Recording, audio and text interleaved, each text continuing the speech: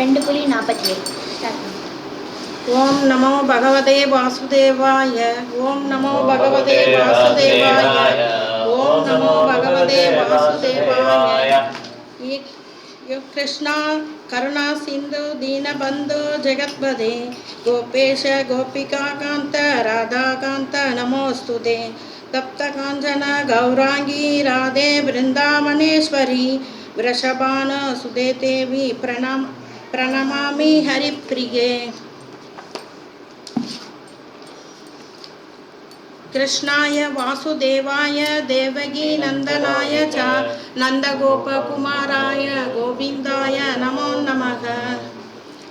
जय श्री कृष्ण चैतन्य प्रभु नित्यानंद श्री अद्वैत गदाधर श्रीवासादि गौरभक्त वृंद.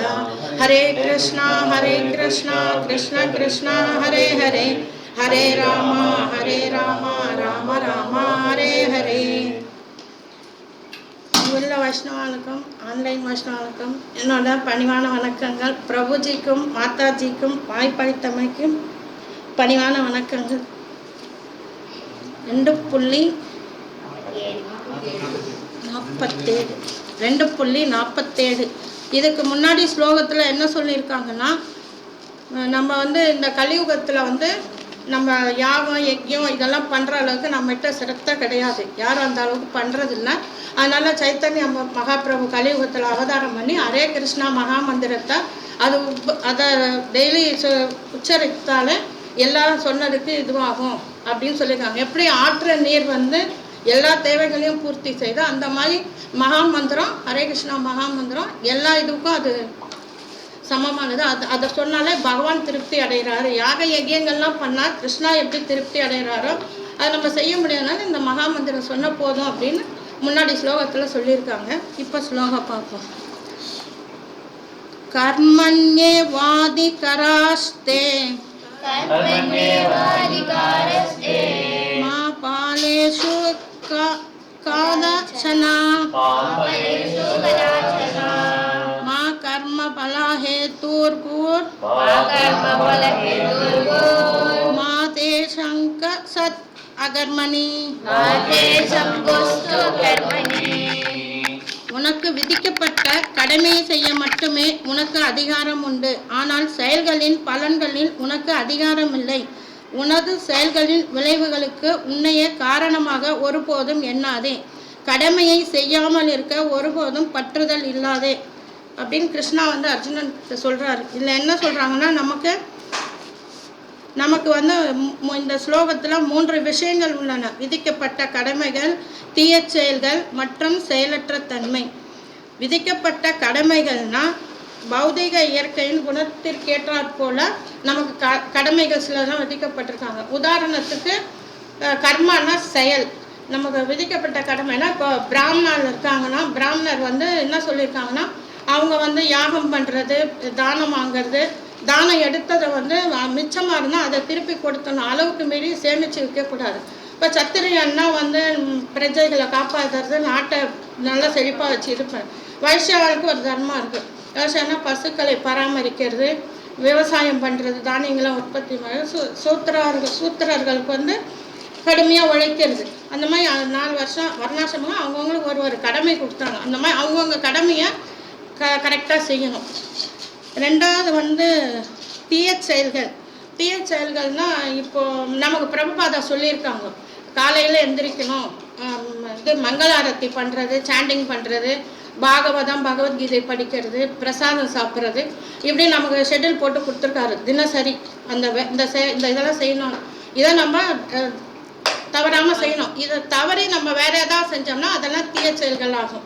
இதை செய்யாமல் இதை இன்றைக்கி வேண்டாம், இதை பார்த்துக்கலாம், நாளைக்கு சேர்த்து பண்ணிக்கலாம் அப்படின்னா நம்ம எதுவும் விடக்கூடாது. ரொம்ப என்ன சொல்லியிருக்காங்களோ எல்லாம் நம்ம நன்மைக்காக சொல்லியிருக்காங்க இந்த கலியுகத்துக்கு. அதை நம்ம கரெக்டாக ஃபாலோ பண்ணின்னு வரணும். அதை செய்யாமல் இருந்தோம்னா அது தீய செயல்கள், பாவத்துக்கு போயிடும். மூணாவது செயலற்ற தன்மை. அந்த செயலை செய்யாமல் இருந்தோம்னா அது விகர்மா. நமக்கும் கிருஷ்ணாவுக்கும் என்ன, கிருஷ்ணா கான்சியஸ்க்கு எதிராக செயல்படுறது விகர்மா. மூன்றாவது செயலற்ற தன்மை. ஒரு செயலை செய்யாமல் இருக்கக்கூடாது. நமக்கு கொடுத்துருக்க செயல் என்னன்றது தெரிஞ்சு நம்ம அதை செய்யணும். நமக்கும் கிருஷ்ணாவுக்கும் என்ன தொடர்பு அப்படின்னு தெரிஞ்சிருந்தோன்னா நம்ம பகவானுக்கு சேவை செய்ய தான் நம்ம படைக்கப்பட்டிருக்கார் பகவான். நம்ம அந்த சேவையை நம்ம கண்டினியூஸாக செய்யணும். அது அகர்மா. பகவானுக்கு தொண்டு செய்யறது நம்மளோட கடமை. அதுக்காக தான் நம்ம படைச்சிருக்காரு. அதனால் அதை நம்ம கண்டினியூஸாக செய்யணும். அதுதான் அகர்மா. அந்த விதிக்கப்பட்ட கடமையிலேருந்து 3 இது பிரிச்சிருக்காங்க, 3 வகைகளாக கடமைகளை. அது தினசரி செயல்கள், அவசர செயல்கள், விருப்ப செயல்கள் 3 பிரிச்சிருக்காங்க. தினசரி செயல்கள்னா அதே தான் சொல்லணும். பிரபுபாதா சொன்னது தான். காலையில் எழுந்துக்கிறது, மங்கள ஆரத்தி, பாகவதம் படிக்கிறது, பகவத்கீதை படிக்கிறது, சாண்டிங் பண்ணுறது, இதெல்லாம் தினசரி செயல்கள்லாம் நம்ம சேர்த்துக்கலாம். ஏன்னா அது நம்ம நன்மைக்காக சொல்லியிருக்காங்க. அதை சொல்லலாம். ஹரே கிருஷ்ணா மகாமந்திரம் சாண்டிங் 16 ரவுண்டு இல்லாமல் டைம் கிடைக்கும் போதும் எப்போல்லாம் நம்ம ஃப்ரீயாக இருக்குமோ மனசுக்குள்ளே கூட சொல்லிட்டு இருக்கலாம். கவுண்டிங் இல்லாமல் சொல்லலாம். இதெல்லாம் தினசரி செயலாக நம்ம பயன்படுத்தி இது பண்ணோம்னா நம்ம வாழ்க்கையில் மேலும் மேலும் பக்தியில் முன்னேறத்துக்கு நமக்கு இதுவாக இருக்கணும். ஆச்சாரியர்கள் சொன்ன இதுவை ஃபாலோ பண்ணிட்டு போகணும். நம்ம அவசர செயல்கள். அவசர செயல்னா இப்போ நேற்று பிரபு கூட சொன்னாங்க, 2 பிரம்மச்சாரிகள் போனாங்க. அந்த மாதிரி இப்போ பிரம்மச்சாரின்னா நான் பெண்களை பார்க்க மாட்டேன், பெண்களை தொட மாட்டேன் அப்படின்னு இல்லை. ஒரு பெண்மணியாக இருந்தால் கூட அவங்களுக்கு ஒரு 2 பிரம்மச்சாரி போயின்னு இருக்காங்க. ஒரு அம்மா மயக்க அரைச்சி கீழே விழுந்துட்டாங்கன்னா பார்த்துட்டு அவங்க போகக்கூடாது. அவங்க அந்த அவசரத்துக்கு அவங்களுக்கு உதவி பண்ணலாம். தண்ணி தெளித்து அவங்கள இது பண்ணி அவங்கள தூக்கி உட்கார வச்சு ஆஸ்வாசப்படுத்தி அவங்க இது பண்ணிட்டு போகலாம். அது அவசர செயல். அது தப்பாக எடுத்துக்க மாட்டாங்க யாரும். அது அவசரத்தினால. இப்போ துரோணாச்சாரியார் ஒரு பிராமணர் தான் இருந்தாலும் அவர் போரிட்டார். ஏன்னா துரியோதனன் கீழே இருந்ததுனால அவர் கட்டளையிட்டதுனால அவர் செய்ய வேண்டிய அதுவும் ஒரு அவசர செயலாக நம்ம எடுத்துக்கலாம். உதாரணத்துக்கு விருப்ப செயல்னா இப்போ நம்ம தானம் கொடுக்கணும். தானம் கொடுக்கறது நம்ம விருப்பப்பட்டு கொடுக்கறது. அந்த தானம் கொடுக்கும்போது கூட அது நல்ல தகுதி உள்ளவங்களுக்கு கொடுக்கணும் தானம்.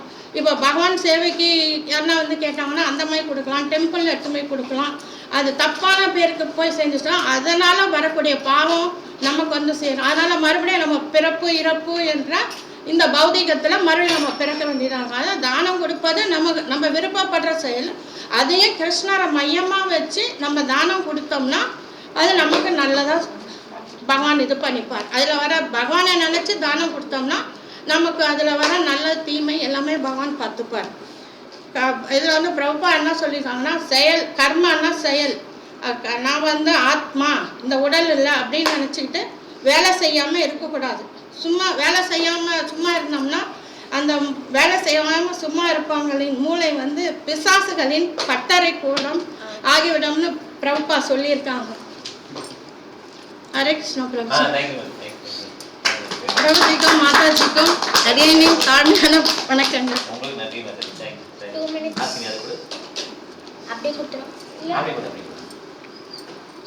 ஏதாவது தவறு இருந்தாலும் எடுத்து சொல்லுங்க பிரபுஜி. அது ஒரு எக்ஸாம்பிள் நல்லா இருந்தது, இன்னொரு எக்ஸாம்பிள் கரெக்டாக அப்ராப்ரியேட் இல்லை. அது என்னென்னா துரோணாச்சாரியர் அவர் மறுத்து சொல்லியிருக்கலாம். இது அவருக்கு என்னென்னா அட்டாச்மெண்ட். ஆக்சுவலாக யார் மேலாம் பையன் மேலே ரொம்ப அட்டாச்மெண்ட். அதனால் அவர் என்ன பண்ணாரு, ஒத்துக்கிட்டார் சண்டை போகிறது.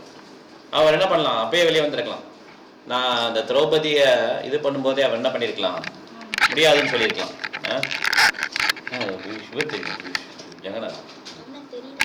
ஓகே. ஸோ அவருக்கு சாய்ஸ் இருந்தது. ஆனால் அவர் என்ன பண்ணல, அவர் பையன் மேலே ரொம்ப அட்டாச்மெண்ட். அதனால் அவர் என்ன ஆகிட்டார், அவர் போயிட்டார். ஓகே. அது ஆபத்து தர்மம்னு சொல்ல முடியாது. ஆபத்து தர்மம் ஃபர்ஸ்ட் எக்ஸாம்பிள் கரெக்ட், ஆபத்து தர்மம். ஓகே. அதுமாதிரி நிறைய ஆபத்து தர்மம் இருக்குது. அந்த ஆபத்து தர்மத்துக்கு அவங்க பண்ணலாம்.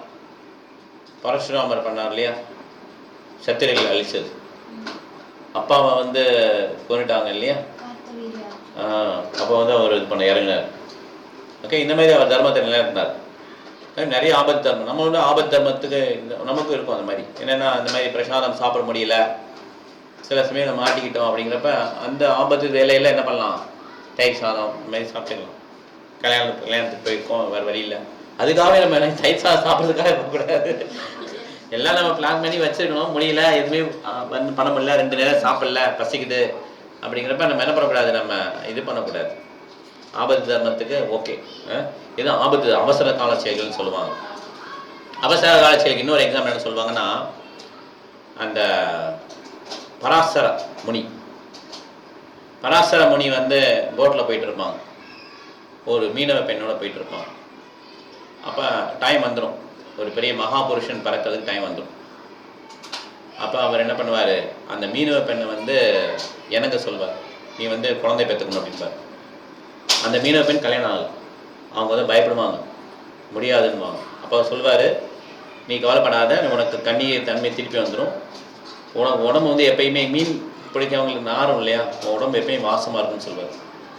அவங்களுக்கு பிறந்த பையன் தான் வியாசதேவன். இது ஆபத் தர்மம். இது மாதிரி நிறையா இருக்குது. ஸோ ஆபத் தர்மங்கிறது வேறு. ஆக்சுவலாக இப்போ வந்து ஒரு குழந்தை பிறக்கலான்னு வச்சுக்கோமே, முந்தி காலத்தில், இப்போ கிடையாது.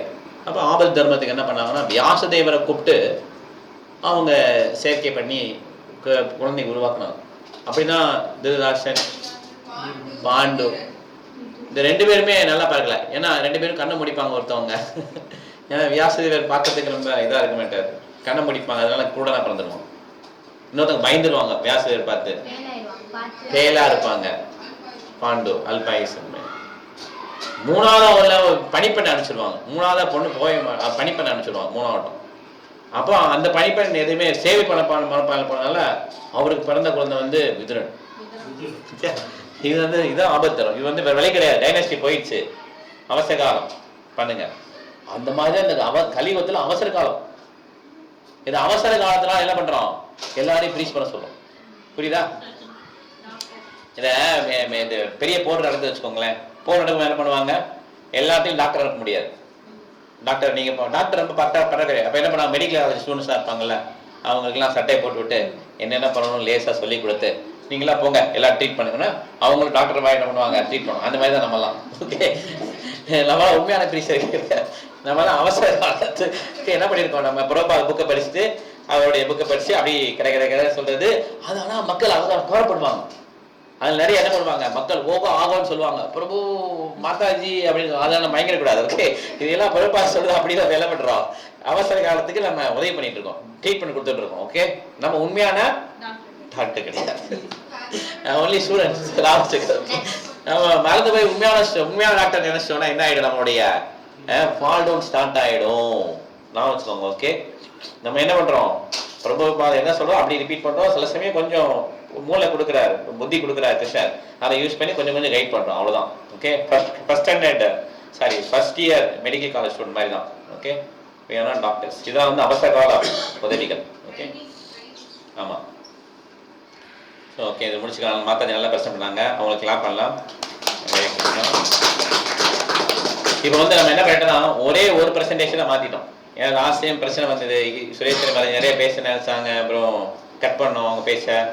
அதனால் இப்போ என்ன பண்ணோம், ஒரு ப்ரெசன்டேஷன் தான். அதனால் என்ன ஆகுனா, இப்போ கொஞ்சம் தள்ளி போகும், அவ்வளோதான். பரவாயில்ல, இருந்தாலும் நிம்மதியாக ப்ரெசென்ட் பண்ணலாம். ஒரு ப்ரெசென்ட் பண்ணிக்கலாம், ஒரு 2 மினிட்ஸ் 3 மினிட்ஸ் கூட கொடுக்கலாம். 10 மினிட்ஸ் ஆனாலும் பரவாயில்ல, ஒரு 2 மினிட்ஸ் போதும்.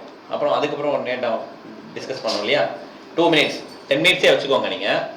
அப்புறம் 10 மினிட்ஸ் ஆயிடுச்சு மாத்தாச்சு சொன்னால் ஒரு 2 மினிட்ஸ் பேசிடுவாங்கல்ல, அது பேசிட்டோம், அதுக்கப்புறம் முடிச்சுக்கலாம். Okay okay, Hare Krishna. இப்போ கிளாஸ் முடிச்சுக்கலாம்.